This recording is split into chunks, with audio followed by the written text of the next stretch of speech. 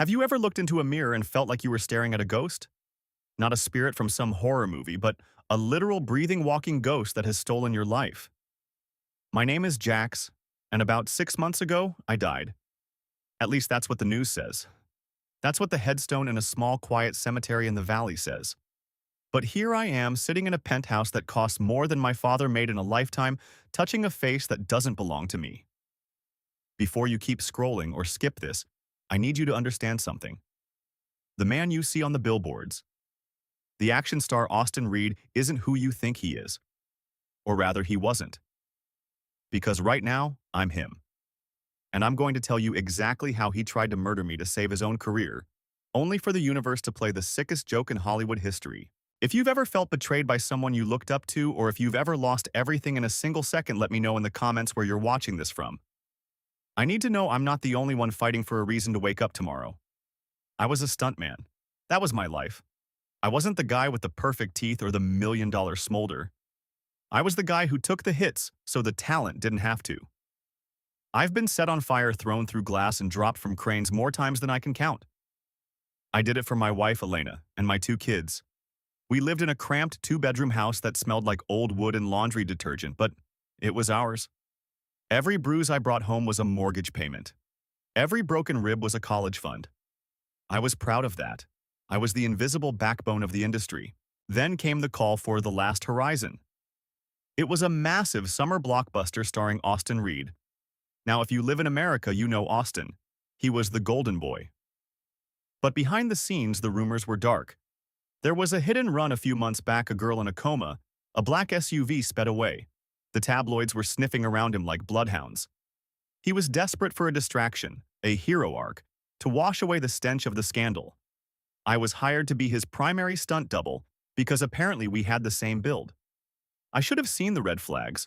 I should have noticed how he looked at me, not as a teammate, but as a prop. The day of the accident was hot, even for Santa Clarita. The air felt heavy, like it was waiting for something to snap. The scene was simple but dangerous. A massive refinery explosion. Austin's character was supposed to sprint through a corridor of fire, leap through a window, and hit a crash pad. Of course, Austin meant me. We went over the marks a dozen times. The pyrotechnics lead, a guy I'd worked with for years, looked nervous.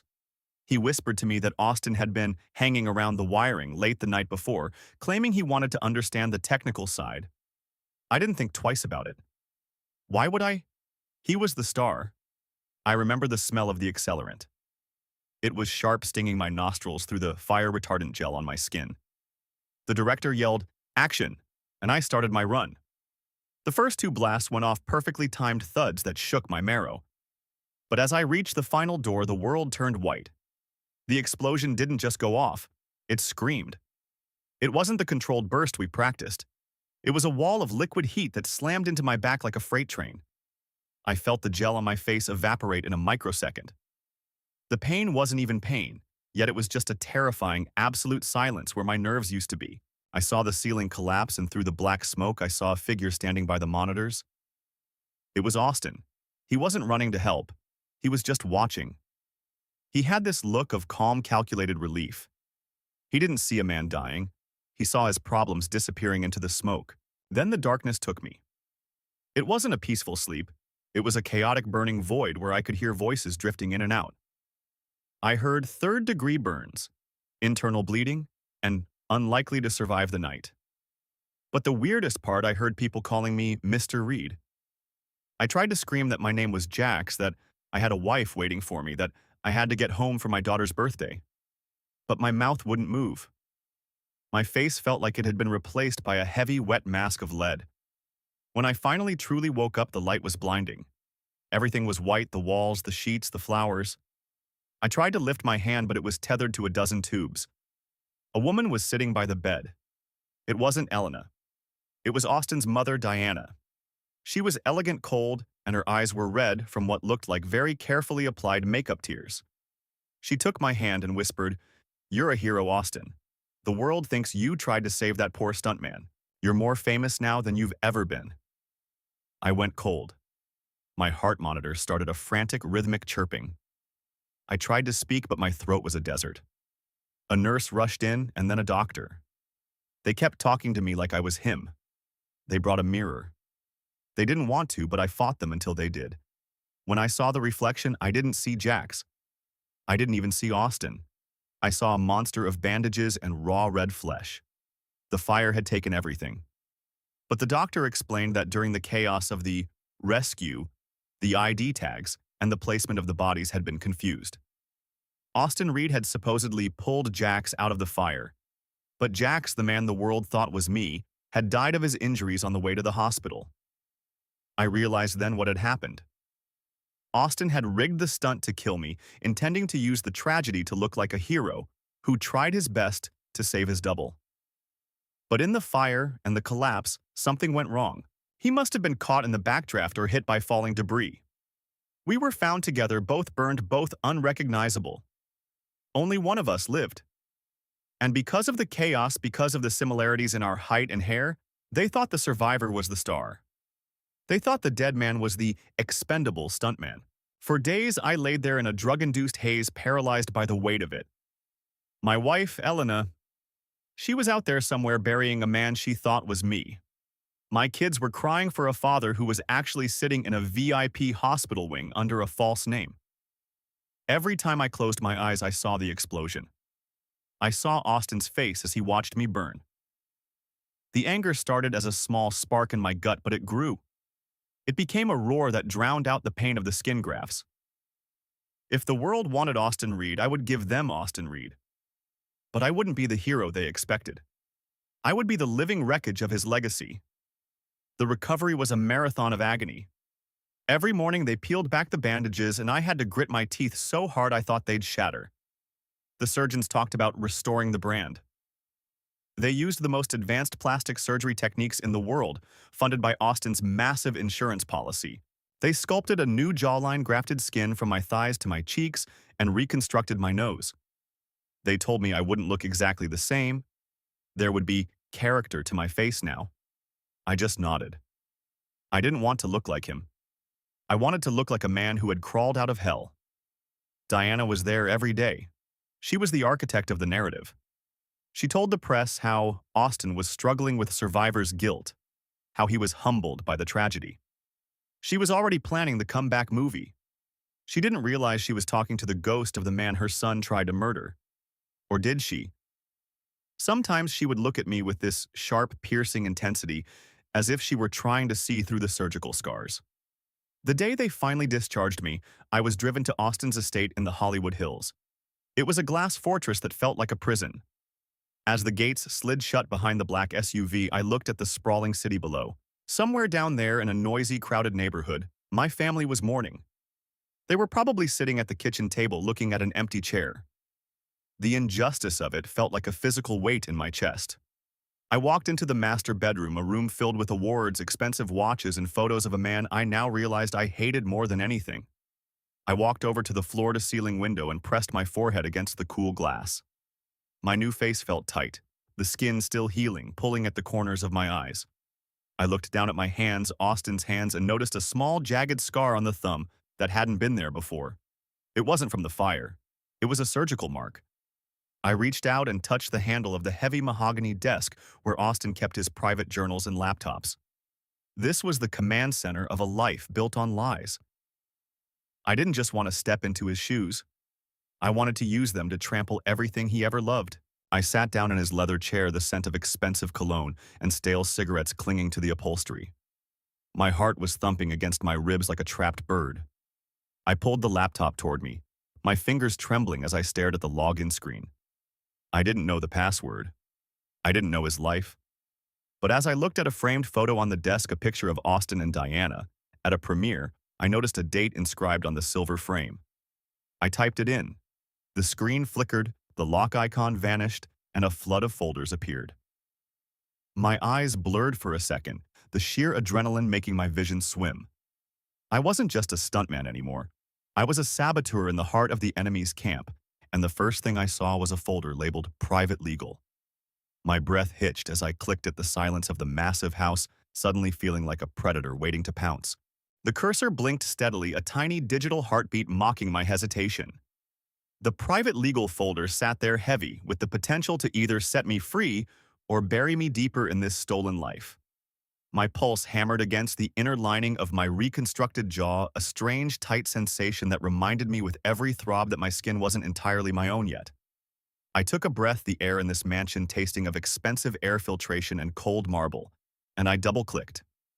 Files flooded the screen, scanned police reports, NDAs, with names blacked out and wire transfer receipts that trailed off into shell companies in the Caymans. This wasn't just a folder, it was a roadmap of the carnage Austin Reed had left in his wake, while the world was busy applauding his heroism. I scrolled through the documents, my eyes stinging. There it was, the incident from 4 months ago. A grainy photo of a mangled bicycle and a police report describing a hit-and-run in West Hollywood. The victim was a 19-year-old girl named Chloe. She was still in a persistent vegetative state, her family drowning in medical debt, while Austin's legal team spent more money on silencing witnesses than it would have cost to provide her with the best care on the planet. Seeing the cold, calculated way Grant, the manager, had scrubbed the scene made my stomach churn. They hadn't just hidden a mistake, they had erased a human being's future to protect a brand. I felt a sudden, violent urge to vomit. I stood up, the leather chair creaking, and caught my reflection in the dark glass of the window. For a split second, I didn't see the bandages or the scars. I saw a monster. But the monster wasn't the man with the burned face, it was the man whose name I was now forced to carry. If the world wanted Austin Reed back, I was going to give them a version of him that burned everything he ever stood for. The next few weeks were a blur of calculated sabotage. I had to play the part of the recovering star, but I did it with a twist. When Grant brought over scripts for the big comeback movie, a cheesy action flick where Austin would play a literal saint, I threw them in the fireplace. I told him I wanted something darker, something honest. I started showing up to meetings looking disheveled, refusing to wear the makeup that hid my grafts. I wanted the public to see the damage. I wanted them to feel uncomfortable looking at me. But the hardest part, the part that nearly broke me every single day, was Elena. I started sending anonymous donations to our old house cashier's checks tucked into plain envelopes. I watched through the lens of a private investigator I'd hired, using Austin's money, of course, as she stood on the porch looking at the money with a mix of hope and terror. She looked so thin. Her eyes were hollowed out by a grief I had caused by simply surviving in the wrong body.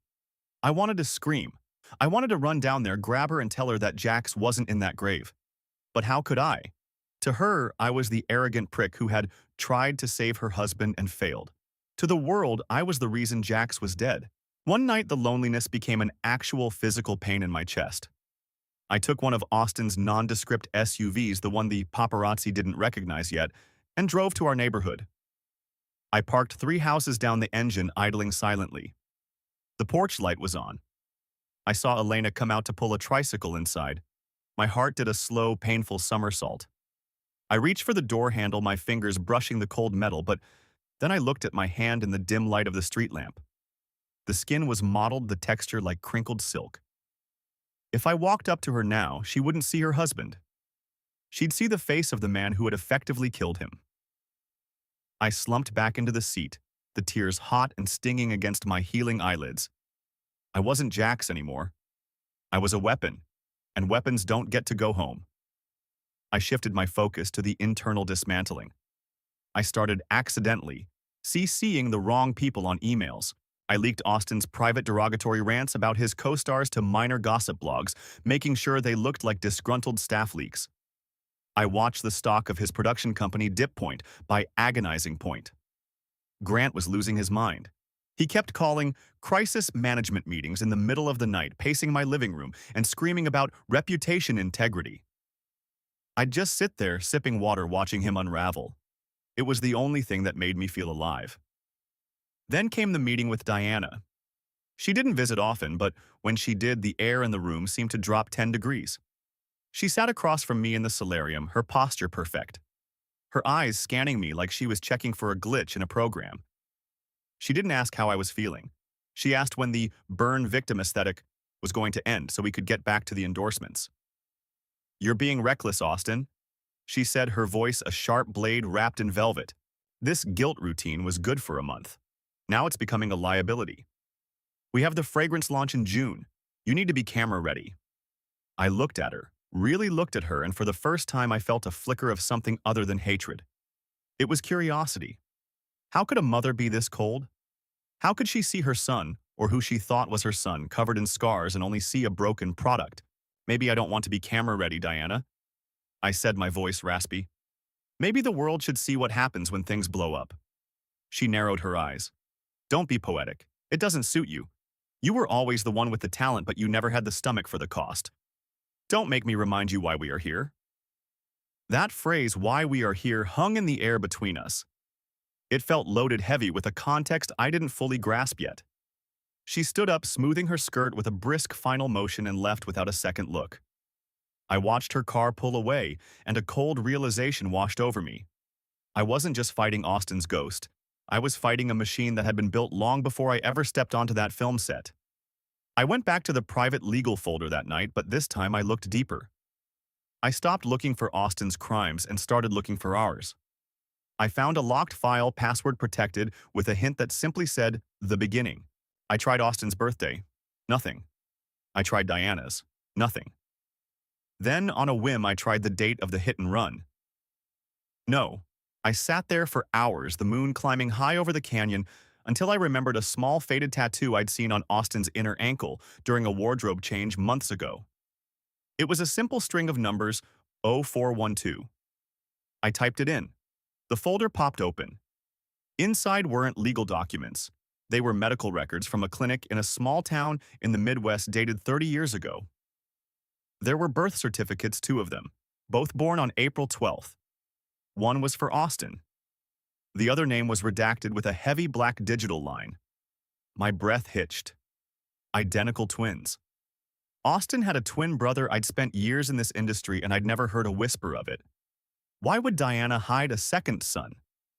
I felt a sudden sharp vertigo, the room spinning as I tried to connect the dots. The similarity in our builds, the way our bone structures matched so perfectly that the surgeons didn't have to fight the underlying frame. The way Diana looked at me, not with maternal love, but with the eyes of someone who had seen this face before long ago. I began to dig through the subfolders, my hands shaking so violently I nearly dropped the mouse. There was a correspondence log between Diana and a private adoption agency. She had kept one son to groom for stardom and discarded the other because 2 would complicate the image. The cruelty of it was breathtaking. I wasn't just some random stuntman who looked like the star. I was the complication. I was the half of the soul she'd thrown away to make room for a paycheck. And then it hit me, the explosion. If the pyrotechnics were rigged and Austin was the one who did it, did he know? Did he know he was trying to kill his own blood? Or was I just a convenient body to him too? The anger I'd felt before was a candle compared to the inferno that ignited in me now. My whole life, the struggle, the broken bones, the tiny house, the constant grind, it was all a result of being the discarded one. I stood up, my chair flying backward and crashing against the glass wall. I needed to see her.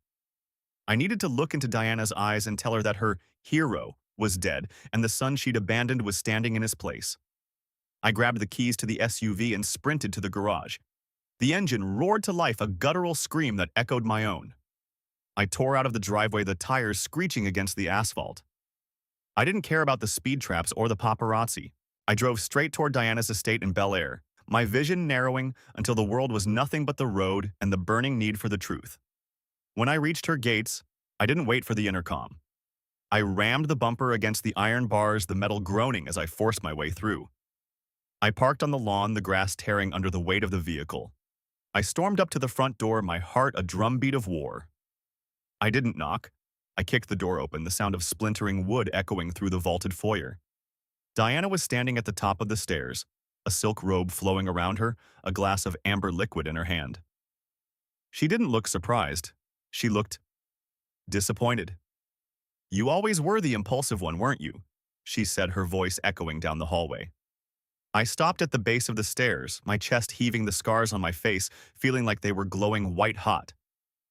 "You knew," I rasped, the words tearing at my throat. "You knew who I was the moment I woke up in that hospital. You didn't swap the IDs by mistake. You did it on purpose." She took a slow, deliberate sip of her drink and began to descend the stairs, her eyes never leaving mine. Austin was a sinking ship, Jax. He was a murderer and a liability. I needed a replacement, and you were already there, pre-shaped and ready to be molded. I didn't just save your life. I gave you the one you were always supposed to have. She reached the bottom step and stood just inches from me. The smell of her perfume white lilies and something metallic filled my senses. She reached out a hand to touch my scarred cheek, and for the first time I didn't flinch. I let her feel the rough, uneven texture of the skin she had helped destroy. Her fingers were ice cold, but her gaze was steady, an unyielding wall of ambition that had no room for things like family or love. I looked deep into her eyes, searching for even a sliver of regret. But all I saw was the reflection of a man who no longer knew where his own skin ended and his brother's began. Her fingers felt like frozen needles against my cheek, and for a second I couldn't breathe. The silence in that grand hollow foyer was so heavy, I could hear the rhythmic ticking of a grandfather clock in the study, each second sounding like a hammer hitting a nail. Diana didn't blink. She didn't flinch at the wreckage I'd left on her front lawn or the splintered wood of her front door. She just stood there, staring at me with a terrifying kind of pride, as if she had finally finished a difficult puzzle and was admiring the result. "You think you're a victim, Jax?" she whispered, her voice smooth as silk and just as cold. "You were a stuntman. You were a shadow. I gave you the sun. I gave you the world stage. All you had to do was stop being so small." I ripped my face away from her touch, the movement sharp and jagged. The anger that had been a roar in my ears suddenly went dead silent, replaced by a clarity so sharp it cut. I realized then that I wasn't talking to a mother. I was talking to a director who had been casting my life before I was even born. She hadn't just found me at the hospital. She had been watching me from the periphery for years, waiting for the moment Austin's light flickered so she could replace the bulb with a fresh one. "You rigged it," I said, my voice barely a growl. "Austin didn't just mess with the wiring. You told him how to do it. You knew we were twins, and you knew if one of us died, the other could just slip in. You didn't care which one survived, did you? You just needed an Austin Reed that wasn't a PR nightmare." Diana turned her back to me, walking toward the grand piano in the corner of the room. She ran a manicured nail along the ivory keys, producing a single haunting note. Austin was weak. He was reckless. He was going to take the whole empire down with that hit and run. But you have his face, his blood, and something he never had: discipline. You've spent your life falling down and getting back up. That's what a star does. You're the better version of the product, Jax. Why are you fighting it? I felt a wave of nausea so strong I had to lean against the banister. The sheer sociopathy of it was breathtaking. She had discarded me at birth, watched me struggle in poverty, and then orchestrated a literal firestorm to recruit me back into her service. Every hug she'd given me in the hospital, every motherly word of encouragement, it was all just quality control. "I'm not a product," I spat. "And I'm definitely not your son." I turned and walked out of that house without another word. I didn't need to hear her justification. I didn't need her permission. The adrenaline was fading, leaving behind a cold, hard resolve. If she wanted a star, I was going to give her a supernova, the kind that destroys everything in its orbit before it goes dark. The drive back to the penthouse was a blur. My mind was racing, connecting the dots of Austin's bank accounts. I spent the rest of the night hunched over his laptop, my eyes bloodshot and burning. I wasn't looking for scandals anymore. I was looking for the exits. I found the trust funds, the dark money accounts used for payoffs, and the massive insurance payouts from the accident. Millions upon millions of dollars. Money that was supposedly meant for Austin's recovery. I began the transfers. It was a delicate dance. I couldn't move too much at once or the banks would flag it, but I knew Austin's private banker, a man named Silas, who was as corrupt as they come. I called him at 3 a.m. I used Austin's arrogant, demanding tone. I told him I was diversifying into some private charities and needed the funds moved immediately to a series of offshore accounts I'd set up under the name The Stuntman's Legacy. But the money wasn't for me. I set up a recurring anonymous payment structure for the girl in the coma, Chloe. I ensured her family would never have to worry about a medical bill again. Then I turned to the one thing that truly mattered. Elena. I couldn't just give her millions. The IRS would crawl all over her and she'd know it was Austin's money. I had to be smarter. I found an old, dormant production company. Jax had once dreamed of starting a small outfit called Blue Collar Stories. I funneled a massive portion of the wealth into that company and hired a top-tier legal firm to reach out to Elena. They told her that Jax had taken out a secret high-value life insurance policy through the Stuntmen's Association years ago, and it was finally being settled. I watched her through the security cameras I'd installed near our old house. I know it sounds creepy, but it was the only way I could see her smile. When the lawyers left her porch, she sat down on the steps and cried. But this time it wasn't the jagged, hopeless sob of a woman who didn't know how she'd buy groceries. It was a release. She was safe. My kids were safe. The guilt of being dead to them still felt like a knife in my ribs, but knowing they wouldn't starve because of Diana's greed gave me the strength to finish the job. Over the next week, the industry started to notice the new Austin. I showed up to a high-profile charity gala, but I didn't wear the designer suit. I wore a simple black hoodie and jeans. When the reporters asked about my heroic recovery, I didn't give them the scripted lines Diana had written. I didn't save anyone. I said into a cluster of microphones, the flashbulbs blinding me. A man died because of a celebrity's ego. We should be talking about him, not me. His name was Jax. He was a father. He was a husband. And he was worth 10 of me. The silence that followed was deafening. I saw Grant, the manager, hovering in the wings, his face turning a shade of purple I'd never seen before. Behind him, Diana was standing near the bar, her eyes narrowed into slits. She looked like she wanted to kill me right there on the red carpet. The headlines the next morning were chaotic. Austin Reed's mental breakdown. Star denounces own heroism. The dark side of the last horizon. The public was fascinated. The perfect image was cracking, and the more it cracked, the more the world wanted to look inside. I leaned into it. I started leaking the truth in fragments. I didn't go to the police yet. I knew Diana had them in her pocket. I went to the one place Hollywood couldn't control the internet. I started a series of confessional videos from Austin's verified accounts. I'd sit in the dark, my scarred face the only thing visible, and talk about the pressure, the lies, and the disposable people who make the movies possible. I didn't name names yet, but I dropped enough breadcrumbs about the hit and run that the online sleuths started digging. Grant burst into the penthouse 2 days later, waving a stack of legal papers. "You're done. Do you hear me? The studio is invoking the morals clause. You're being sued for everything. Diana is pulling the plug on the trust. You'll be on the street by Friday." I didn't even look up from the tablet I was using to transfer the last of Austin's liquid assets. "Good," I said calmly. "I never liked this furniture anyway." "You're insane," Grant hissed. "You had it all. Why are you doing this? Why are you destroying him?" "Because he's already dead, Grant," I said, finally meeting his eyes. "He died in that fire. You're just looking at the ashes." He stormed out, but I knew the real battle was coming. Diana wasn't going to let her investment go quietly. She started a counter-narrative telling the press that the accident had caused severe brain damage and that I was not of sound mind. She was trying to get a conservatorship to lock me away in a high-end psych ward where she could control the story again. I knew I had to move fast. I had one final card to play. I spent the night recording. Not a short video, but a full-length, raw, unfiltered narrative. I started from the very beginning: the birth records, the adoption, the rigged explosion, and the swap at the hospital. I showed the documents I'd stolen from Diana's files. I showed the scars that didn't match the official medical report of Austin's injuries. I told the world that the man they loved was a killer, and the woman they admired was the one who handed him the matches. As the sun began to peek over the Hollywood Hills, I hit upload on every platform. I felt a strange sense of peace. I knew that once that video went viral, my life as Austin Reed and my life as Jax would be over. There was no going back to the little house.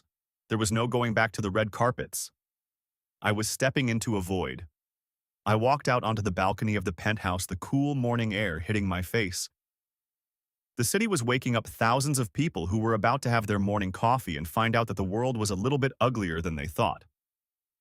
I looked down at my hands. They were steady. Suddenly my phone buzzed. It wasn't a notification from the video. It was a text from an unknown number. "I know you aren't him. I've known since the funeral. Meet me at the pier in an hour.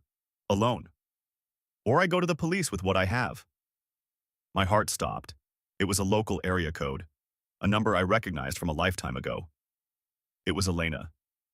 I felt a surge of terror and hope so violent I had to grab the railing to keep from falling. She knew. My wife, the woman who had buried a stranger in my name, had seen through the mask. I didn't think. I didn't plan. I grabbed the keys to the only car left in the garage and tore out into the morning traffic. My mind a hurricane of what-ifs. When I reached the Santa Monica Pier, it was nearly empty. The fog was rolling in off the Pacific, thick and gray, swallowing the amusement park rides and the wooden planks. I walked toward the end of the pier, my boots echoing like gunshots in the quiet. I saw a figure standing by the railing wrapped in a heavy coat, looking out at the waves. My breath hitched in my throat. I wanted to run to her, to fall at her feet and beg for forgiveness. But as I got closer, the figure turned around and the blood drained from my face. It wasn't Elena. It was Diana. She was holding Elena's phone in one hand and a small black device in the other. She looked at me with a smile that was more like a scar. "Did you really think it would be that easy, Jax?" she asked, her voice carrying over the sound of the crashing surf. "Did you think I didn't have a backup plan for the complication?" She stepped aside, and my heart shattered. Tied to one of the pier's support beams, her mouth covered with tape and her eyes wide with a terror I will never forget, was Elena. Diana held the device up, a remote detonator. "You want to talk about explosions, son?" Diana whispered. "Let's talk about how this story really ends." The salt air stung my eyes, but the cold that settled in my marrow had nothing to do with the Pacific fog. There she was, Elena. My Elena. She was bound to a rusted pylon, her eyes darting between me and the monster who shared my DNA. Seeing her like that, terrified of a man who looked like the one who supposedly failed her husband, was a level of psychological torture I hadn't prepared for. Diana stood between us, a silhouette of calculated malice against the gray morning sky, her thumb hovering over that small black detonator. "Stay back, Jax," Diana commanded, her voice cutting through the roar of the surf like a whip. "Or whatever is left of this pier becomes her coffin. I told you I don't like complications. If I can't have a star, I'll have a tragedy." The media loves a mourning mother whose son was murdered by his deranged stuntman's widow. It's a classic third act. I stopped dead. My hands raised, my palms sweating despite the chill. "You've already lost Diana." I rasped, my voice thick with a desperate kind of calm. "The video is live. The bank transfers are done. The world knows. Killing her won't change the fact that Austin Reed is dead and you're a ghost story." She laughed, a sharp, hollow sound that made the hair on my neck stand up. "The world has a short memory, and I have very expensive lawyers. A hacked video from a mentally unstable burn victim. It's a blip. But this is permanent." I looked past her, catching Elena's gaze. I didn't see just terror anymore. I saw a flicker of recognition. She was looking at my eyes, the only part of me the fire hadn't managed to rewrite. In that split second, I knew she saw Jax. She didn't see the celebrity or the monster. She saw the man who used to hold her hand in the dark when the bills were late. That realization gave me the only thing I had left, the will to finish this on my terms. "You're right about one thing, Diana," I said, taking a slow, deliberate step forward. "I was a stuntman. I spent my whole life learning how to fall so other people didn't have to. I've jumped from buildings and walked through fire for a paycheck. But today, I'm doing it for free." Diana's face twisted. She didn't expect me to keep moving. She expected me to beg. "I'll press it, Jax. I swear to God." "Then press it," I roared, my voice echoing off the wooden planks. "But look at me when you do. Look at the son you threw away.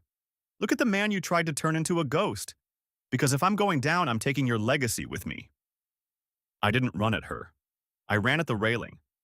I threw myself over the edge, not toward the water, but toward the support beams where Elena was tied. I heard Diana scream, a sound of pure, unadulterated rage, and then the world erupted. The blast wasn't as big as the refinery explosion, but on the wooden pier, it felt like the end of the world. Planks shattered, fire bloomed in the fog, and for a heartbeat, I was flying again. I hit the water hard, the impact knocking the air from my lungs, but the adrenaline was a fire in my veins. I surfaced, gasping, the taste of salt and smoke on my tongue. Above me, the pier was a jagged skeleton of burning wood. I saw Elena. The blast hadn't hit her directly. It had sheared off the section of the pier she was tied to. She was bobbing in the dark water, still attached to a massive piece of timber. I swam. I've never swam harder in my life. Every muscle in my body screamed, the skin grafts on my legs feeling like they were tearing under the strain, but I didn't stop. I reached her, my fingers clawing at the wood. I pulled the tape from her mouth, my hands shaking so violently I could barely move. "Jax," she whispered, her voice a broken thread. She was shivering, her face pale as the foam. Is it really you? I've got you," I choked out, pulling her close, resting my scarred forehead against hers. "I'm so sorry. I'm so sorry." The sirens were already wailing in the distance, a chorus of blue and red lights reflecting off the fog. We clung to that piece of wood in the middle of the cold, vast ocean, two people who had been chewed up by a machine and spat back out. I looked up at the burning pier and saw a figure standing at the edge watching us. It was Diana. She didn't jump, she didn't run, she just stood there as the police swarmed the boardwalk, the queen of a kingdom that was currently turning to ash. The months that followed were a blur of depositions, courtrooms, and cameras. The video had done its job. The public didn't just watch it, they lived it. The stuntman's ghost became a symbol for every person who had ever been stepped on by the powerful. Diana was arrested, her assets frozen, her name stripped from the buildings she'd bought with blood money. The hit-and-run investigation was reopened, and the truth about Austin's cowardice was finally etched into the public record. But I didn't stay for the finale. I took what was left of the money I'd diverted, the small amount I hadn't given to Chloe or the insurance for Elena, and I disappeared. I didn't want the fame. I didn't want the Austin Reed face. I went to a small clinic in a country where no one knew who the golden boy was, and I had one last surgery. Not to look like Austin, not even to look like the old Jax. I just wanted to look like a man who had finally stopped running. Now I live in a quiet town where the air smells like pine instead of smog. I have a different name. I have a different life. But every now and then I get a letter. It has no return address, just a small hand-drawn heart on the back of the envelope. Inside there are photos. Photos of two kids growing up, a house with a fresh coat of paint, and a woman who looks like she's finally started to breathe again. I'm sitting on my porch now, watching the sun dip below the horizon. The scars on my face are still there, a map of where I've been, but they don't itch anymore. I realize that redemption isn't about getting your old life back. That life is gone, buried in a grave with a name that wasn't mine. Redemption is about what you do with the life you have left. I picked up my phone, the screen reflecting a face that finally feels like home. I opened the comments on my old video, the one that started it all. Millions of views, millions of stories from people who felt invisible. I typed one last message, my fingers steady and sure. To everyone still fighting, the mirror doesn't define you. The fire doesn't break you. You are more than the skin you're in. Thank you for listening to my story. It's time for me to go live it. I hit send, then I turned off the phone and dropped it into the tall grass. I stood up, stretched my aching limbs, and walked toward the small white house at the end of the lane, where a woman was standing in the doorway waiting for a man she finally recognized.